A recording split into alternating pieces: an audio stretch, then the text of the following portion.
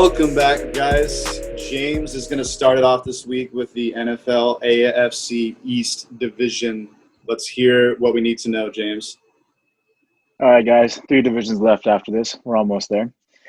Today, we're going to start with the Miami Dolphins. In 2019, they were 5-11. They had the worst negative point differential in the league at negative 188 points. They also started 0-7. Their head coach is Brian Flores, and that was his first year as a head coach. Their offense ranked number 25, and their defense ranked number 32. Their weakness going into the offseason was pretty much everything, especially their O-line. They literally had the worst time to pressure allowed in the entire league. Going into free agency, they lost Aqib Talib. He didn't play a snap for them, but he was still a damn good player for in years past. And they also lost Rashad Jones. In the draft, they had a lot of draft picks. They had 6 picks in the first 70 picks of the draft.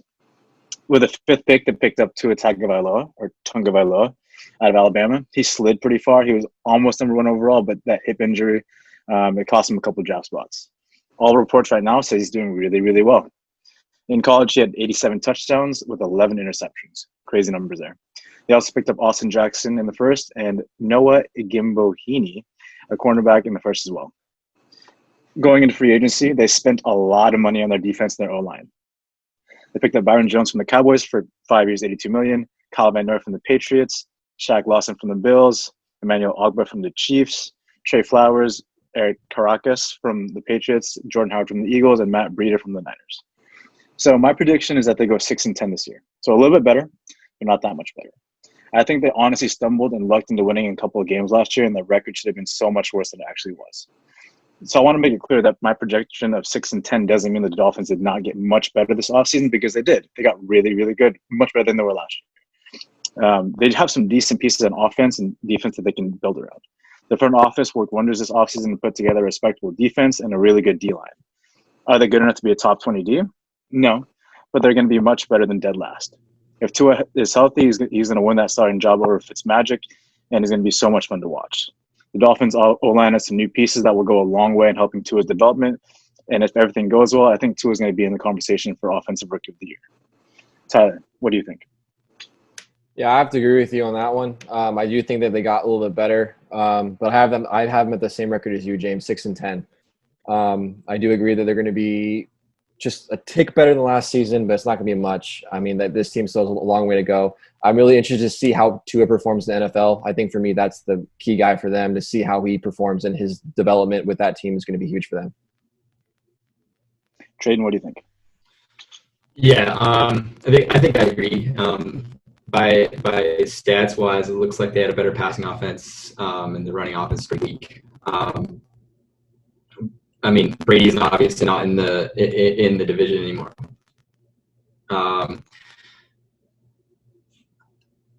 Hold on. There we go. Sorry. We're gonna have to edit this. Technical issues. Sure. Yeah, we're gonna we'll edit that out. Eric, what do you think? I got another agreement with you and Tyler, and who knows, we're finally all agreeing, but I got him at 6-10. The Tua era begins. He did have that gnarly, unfortunate injury. Fuck Nick Saban. It wasn't Nick Saban's fault, but fuck Nick Saban. But when he is healthy, he's solid. It's going to be highly anticipated to see him play. I think this year will be kind of a rebuilding year. And maybe even Fitzmagic can teach some tips and tricks to Tua, build him up, and build a system around Tua. And if they do that, they're on a good path for success. But I got them 6-10. And finally, Alex, what do you think? So I'm going to go 7-9. I got them just a little bit higher. I don't think Tua starts right away. I think they give him a little bit of time, especially because that was a pretty gruesome injury, that hip injury he came off. That's not something that you come back from 100% right away. So I think, you got to give Fitzmagic, I'd say maybe to like their bye week, and then give Tua some time to kind of work himself in. And then I think Tua takes over. Like Traden mentioned, Brady's not in the division. It's a little bit weaker. So I got him 7-9. I think the Dolphins, this is a year that they're looking to just build on. And then in the next couple of years, they're going to be a force in that AFC East for sure. I agree with that. They have some good pieces there. In the fantasy here, there's honestly just one person I would pick from this team for fantasy, and we'll get into that in a second. We're going to start with Tua. He's a quarterback. He's going like quarterback number 24. His is projected for 192 points. Would anybody here draft him? Realistically speaking, no. No, I'm I'm not going to draft him until I'd pick him up if once they give him the starting job. Right. Yeah, I agree with that. Going to the running backs, you have Jordan Howard going at 109, and you have Matt Breida going at 125. This is another committee situation where I don't know how this offense is going to work, to be honest. I'm going to stay away from the running backs in Miami. Eric, would you stay away from these, or would you pick one? I almost picked up Howard last year. He was on the Eagles, correct? I almost picked him up last year in fantasy because I was just straight struggling. But he'd be a guy I'd probably pick up later on if I am struggling, which I won't be this year in fantasy football. So, yeah. Good luck to you, man. And last, we're gonna touch on this one guy that I really, really like. I'd pick from the Dolphins for sure. It's Devontae Parker, wide receiver. He's going at 79, wide receiver 28. He's projected for 204 points. Last year, he had 10 top 25 weeks after week number 3. He's a wide receiver 1 right now for a team that has no one else to take targets from him. Right now, he's being drafted too low, in my opinion. He's being drafted right next to A.J. Green, and I think he should be drafted earlier, like mid-50s, wide receiver 19, along with Cooper Kupp and Robert Woods. So, Tyler, would you rather have Devontae Parker or Cooper Kupp or Robert Woods?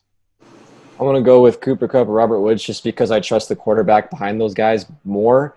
I think the Dolphins, just the quarterback play, I'm just not so sure on. But I do think that he has a higher ceiling in terms of how he could perform. So for me, it kind of depends on the quarterback play. But with those specific guys in mind, I'm going to pick Cooper Kupp or Robert Woods. Okay. And Trey, I see you nodding. So what do you think? Yeah, I mean, Cooper Kupp and actually Devontae Parker both actually worry me on an injury perspective. So I'd actually draft Robert Woods. I just feel like I guess Robert Woods has been in and out of the lineup, but he seems like he's a little more present. Albeit Devontae Parker had a huge breakout season last year, and I think that's a large reason why they had a solid passing offense. I mean, relative to their running game. All right. Okay, moving on to the New York Jets here. In 2019, they were 7-9. They had high expectations going into the year after signing Le'Veon Bell, but they never put it together. Sam Darnold caught mono at the beginning of the season, and then he also started seeing ghosts, so that's never good. The head coach is Adam Gase in his 4th year of coaching. He has a career record of 30 and 34. They're ranked number 31 in total offense, number 16 in total defense. Their weakness is, once again, their O-line. They had the 2nd worst time to pressure rate at 2.5 seconds or less on 28% of their snaps. They lost Jamal Adams, literally their best player and probably the best safety in the league. They traded to the Seahawks. They also lost Robbie Anderson, a wide receiver, Brandon Shell, a tackle. They went to the draft and picked up some solid pieces in Mekhi Becton from Louisville, a tackle, and Denzel Mims, a wide receiver from Baylor. They went in free agency. Got George Fant from the Seahawks, Connor McGovern from the Broncos, a center, and got Rashad Perriman, a wide receiver, and also signed Frank Gore, legendary guy. He's 37 years old. Why is he still in the league? I don't know, but he's still there. Oh, and then they got Joe Flacco. He probably won't play. My prediction is that the Jets go 7-9. I don't think the Jets will ever succeed with Adam Gase as their head coach. He's terrible. Lev Bell just said this is going to be his best season yet, but I don't think so. And I'm a big Lev Bell guy. I loved him as a Steeler, but he won't be able to do anything with Gase as head coach. That being said, they did shore up their offensive line, so Darnold should be able to have enough time to see the ghost and not throw to them. And Lev Bell should have a little bit more running room this season. The Jets made a terrible mistake in trading away Jamal Adams, and their defense will take a massive step back this season. Alex, let's start with you. What do you think? Yeah, I have them going 5-11. I don't have a ton of faith in Adam Gase either. I agree with you. I think the Jamal Adams trade was a mistake. From reading reports around the league, it sounds like they got a decent amount from him, or for him, I guess. I don't know. There's a lot of things that say, if Sam Darnold didn't stick his tongue down some chick's throat, they might have, gotten 500 or something. And I'm a big USC guy, so I love Sam Darnold. I want to see him succeed. I just don't know if they have it. That O-line is weak, and like their two best players are Sam Darnold and Lev Bell. And if that O-line can't help those guys, they're in a lot of trouble. Eric? Yeah, I got him at 6-10. I do like Darnold. He can't get mono again. He can't be kissing strippers this year. Just don't kiss him. This is Darnold's chance to prove himself. He has shown signs of life in the past. Le'Veon Bell shit the bed last year. I tried to get him in fantasy actually, and Alex was the pick before me, and Alex drafted him. But thank God I didn't get him anyways. You're welcome. He's getting a lot of money, so he needs to do better this year. I think he'll do hopefully better than last year. They traded away Jamal Adams. It shows me from that trade they got 2 first-round picks and a third-round pick. If shit goes down south for them this year, expect a rebuild type of season. You know, they got these future draft picks. It's kind of like this is their season to throw it all on the line and see what happens. 6-10 for the Jets. Traden? Yeah, I see 7 and 9. I just think that, you know, I don't know much about Adam Gase myself. I'm relatively new to the sport, obviously, but you know, Sam Darnold needs to show progress. If it sounds like he needs to show progress if Gase is going to keep his job. Lev Bell hopefully can't make the excuse that he has no O-line. Coming off a contract dispute like that with a bad season is a bad look. Now we can say that it was the O-line, which is valid, but now you better show us something. Defense, I think you're right. I mean, they ranked about within the halfway point of the defense among the league. I think they're going to take a step back. 7 and 9 is probably on the generous side, to be honest. And Tyler? Yeah, I got him at 5 and 11. Really not much to add. What pretty much has been said already. Okay. Yeah. Moving on to fantasy, Sam Darnold's going at 170 plus QB 54. He's going undrafted. He has 39 touchdowns and 28 interceptions in his career. I think it's just the undrafted. Lev Bell right now is going at 42.9, running back 18. As mentioned earlier, he said he was going to have his best season yet. I don't believe it, but I think he's definitely going to have a better year than he did last year. Right now, he's going between Leonard Fournette and David Johnson. So, Traden, who would you have? Probably Fournette. Okay, I would too. Lastly, we're going to talk about Jamison Crowder. He's the only wide receiver worth mentioning here. He's going at 114, wide receiver 38. Last season, he had he caught 78 passes, so it's a really good PPR pick. Right now, he's going 5 picks in front of Sterling Shepard. Alex, I know you're a big Shepard guy from last episode, so who would you rather have and why? I'd still go with Shepard. I just think because it's kind of counterintuitive, but because the Giants have other options, you know, the defense is going to be spread out trying to cover those options, whereas the Jets, all they're covering is Crowder because they don't have other options. So I would go with Shepard. That's a good call. Moving on to the Buffalo Bills in 2019, they were 10-6. They were a pretty big surprise team because they were a 6-10 team the year before. Last season, they lost in the wild card round to the Texans in overtime. They finished with ranked number 23 in total offense and number 2 in total defense. They lost Shaq Lawson to the Dolphins and Jordan Phillips to the Cardinals. They drafted a defensive end in the second round and a running back in the third round. They added pretty big names in Stephon Diggs when they traded him. And then they also got Mario Addison from the Panthers for $30 million. He had 9.5 sacks last season. My prediction is that the Bills go 11-5. I think the Bills are just a solid all-around team. Let's start with the offense here. Josh Allen is improving just about every single year. He's got a strong arm and better than average running ability. He now has a wide receiver 1 in Stephon Diggs and a great wide receiver 2 and 3 in John Brown and Cole Beasley, who can create space easily. The defense looks as primed as it was last year.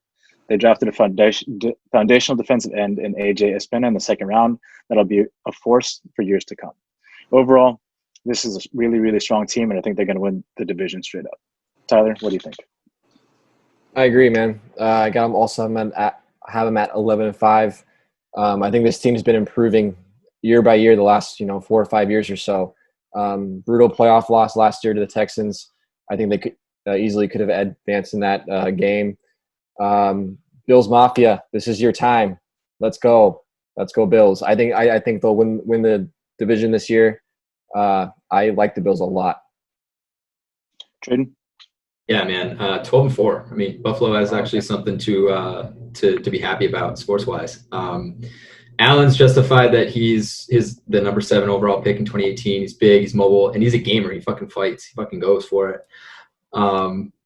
He also joins a small name of QBs with a 20-plus passing and a 12-plus rushing touchdown in the first 2 seasons, tying Wilson and Watson for the most game-winning drives in 2019 with 5.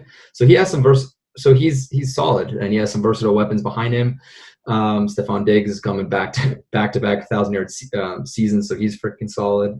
And I think they got a promising tight end in Dawson Knox. I think they're actually going to make a run for it, and definitely win the division for sure. Eric? 12-4 also. These fans are going to shatter tables WWE style no matter what, whether they're good or trash. This year, they will be good once again. It's going to be positive for them. Josh Allen is just a solid QB. He's got more weapons now. He has Stephon Diggs. And Bills have one of the top defenses. So the whole slogan, defense wins games, offense buys tickets. I think it's going to go well for the Bills this year. And hopefully they can make a good playoff run as well. 12-4. And Alex? I got him 11-5. Shout out to my boy Zach, Bills Mafia, big fan. I think Josh Allen is an underrated fantasy option. He's got the legs. He's got a fucking cannon. Dude, he threw from his knees a 50-yard pass through the field goal. That's insane. Josh Allen is the man. I think Stephon Diggs, I think their wide receiver core is legit. They should win. I think they should win this division pretty easily. I'm actually going to ask you about fantasy. So we're going to talk about Josh Allen first. He's going as QB number 10. Eric, you were highest on Josh Allen, having him as QB number 6. Alex, you had him as QB number 10. So why did you have yours so high, and then why did you have yours so low? I didn't know I put him that high, but Yeah, boy. he's a solid quarterback. Alex just kind of laid it down for you. We've all been talking about him this whole time. He's just a guy that's going to put himself out there on the line. He's got more weapons. I think he's going to do really well this year. So I'll stand with that number 6 out of 10 pick. Yeah, I put him at number 10 mostly to try to persuade you guys not to pick him when we do fantasy football later. So I can pick him because I think Josh Allen is going to have a breakout year. I think that team is legit. He doesn't have to worry about Tom Brady. That dude's huge. I actually met him one time, so that was pretty fucking cool. He's a California boy living in apparently Buffalo, but I'm a big Josh Allen guy. I think he's going to have a big year this year. I agree with that. Talk about Stephon Diggs next. He's going wide receiver 26. Based on name value alone, you'd think he would be a top 15 wide receiver, but he moves an offense that's run first and has a QB that can also run. So I think where he's being drafted now is pretty accurate. Traden, Jarvis Landry's ADP is 68.1, while Diggs is 68.2. Who would you rather have? I think I'd rather have Diggs. Seems like his last 2 years have been pretty solid. 6 touchdowns last year. I think that he's a big part of that core. I'm picking him. Okay, and then lastly, their defense is going as defense number 3. They're a solid defense. I think I'd pick them if they're available in the 8th round. Lastly, the New England Patriots. 2019, they were 12-4. They lost the wild card to the Titans. They had one of the best defenses of all time, allowing only 225 points total to other teams. They're coached by Bill Belichick in his 25th year coaching, has an insane record of 273 wins and 127 losses. They rank number 7 in total offense. They rank number 1 in total defense. Their weakness is finding a QB. Tom Brady's gone now. What are you going to do about it? He signed with the Bucs for $50 million. They lost a ton of pieces on offense and defense this year. Jamie Collins is with the Lions now. He had 7 sacks last year. Kyle Van Noy signed with the Dolphins, which we talked about earlier. He had 6.5 sacks last year, and they lost some key pieces on the offensive line. They went in, they drafted people you never hear about because that's a Patriot way. Their first pick was in the 2nd round, and they picked some guy who was a Division II guy. We'll see how that works out. They went in and added Cam Newton from the Panthers. If he's healthy, he's going to be a force. They also signed some pretty, like, nobody knows these guys, but they signed Bo Allen from the Bucks, Adrian Phillips from the Chargers. And they also signed Lamar Miller from the Texans. He's coming off a torn ACL. He didn't play last season. So my prediction is that they go 9-7, and I think that's being generous. Overall, it's going to be pretty hard to predict because the number of players they've lost opting out because of COVID. 6 total players, 3 of them were starters, and a number of key players that they lost. I know that the Patriot way is a thing, and they always go next man up, but I don't think they can overcome this. They definitely won't have a 12-4 record that they had last year. On the defensive side, their strength is their secondary. Stephon Gilmore is still the best cornerback in the league, and it's up to him and Devin McCourty to keep this defense productive. Dante Hightower's opted out, so that automatically decreases the value of their defense. On offense, their big signing was Cam Newton. If he's healthy, he's a great all-purpose quarterback. They still don't have any weapons, though. Julian Edelman is getting up there in age, and he's basically the only offensive weapon they have. If he gets hurt, their record will be worse than I predicted. Traden, let's start with you. What do you think? Yeah, I definitely think they're going to regress. Lots of players missing. Offense is just not what it used to be. Although I am still pretty strong on the defense. I know they're missing Dante Hightower and a couple others, but I'll tell you, I believe in their first man up or their next man up type of mentality. They're very versatile. You can't even they don't even have a scheme that you can even call what they are, because they do whatever the hell they want depending on the game situation. And I think that the way Belichick has worked his defensive, the defensive side of his teams, I think that they'll be able to adapt to pretty much anything to keep them at least above 500. So I see 9-7 for sure. Okay. Eric? Yeah, I got them at 10-6. They're still going to be a threat. Cam Newton has everything to prove, though, for himself. He now has the greatest football coach ever. He still has a top 10 defense. And people such as myself want to see them do bad, but they're still going to be somewhat good. And you'll probably get into it, but Cam Newton, I had him on the list of quarterbacks that people were rattled with. I will ask you about that. Yeah. I'll save it for when you ask me about it. Okay. Fuck it. And then Tyler and Alex. Yeah, I have them at 10-6 as well. I kind of agree with Eric. I think, this team is a team that you can easily kind of put down and, say they're, in a rebuild mode or whatever you want to say, but they still have the leadership behind Bill Belichick. I think Cam Newton, as Eric mentioned, has a lot to prove. And his 1-year contract, it's a huge year for him. And he's going to step it up. And he's with one of the greatest football minds of all time. As Traden mentioned, their defense is still pretty solid.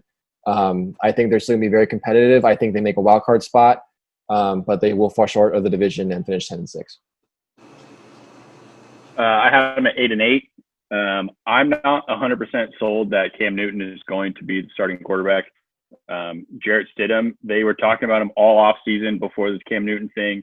Bill Belichick said he's our guy. Then Cam Newton kind of just fell into their laps. I probably would have had them a little bit higher if it wasn't for the opt-outs. But if you kind of looked at their schedule last year, that defense probably won them at least a couple of games. Tom Brady really faltered towards the end of the season. So I have them at 8-8. It's a tough call because you can't bet against Bill Belichick. Like, he will take his hoodie off and smother you with it if you do. So I have to give him at least a 500 record. I could be very wrong.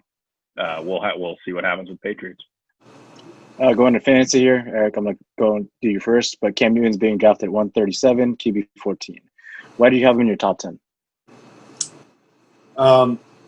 Even though he's a quarterback, he's 9th in yards per carry, above a couple dudes named Ezekiel Elliott, Derrick Henry, and Todd Gurley. I know he's a quarterback, and that's running, but another little stat is he's number 12 in total offense, above another pretty good player named Russell Wilson. So I got to have faith in him, even though he didn't do shit for me last year in fantasy. I probably won't get him this year, but I threw him in that top 10 list, and look what happened. Okay. And then we'll talk about Julian Edelman real fast. He's going at 96, wide receiver 34. He's never played without Tom Brady in his entire career. And I honestly think this ranking is disrespectful. I think he should really be a top 15 wide receiver. Traden, do you agree or disagree? I'm actually going to disagree slightly because I think that if Tom Brady was still the quarterback, absolutely. But as we know, Tom Brady definitely picks and chooses who his favorites are, and he will directly not throw to the secondary options. We have new blood here, and so I think the ball is going to be thrown around to literally anyone who's available. And Julian Edelman's targets are definitely going to come down. That's my belief, and I just don't. That's what I would think. He's not going to be up in that upper echelon that you mentioned, shortly below it though. Okay, for sure. And lastly, the defense, going at defense number 5, I wouldn't draft a defense number 5. And that concludes my segment, guys. Thank you very much. Always good info from James, and he's going to help me win fantasy this year with all that info.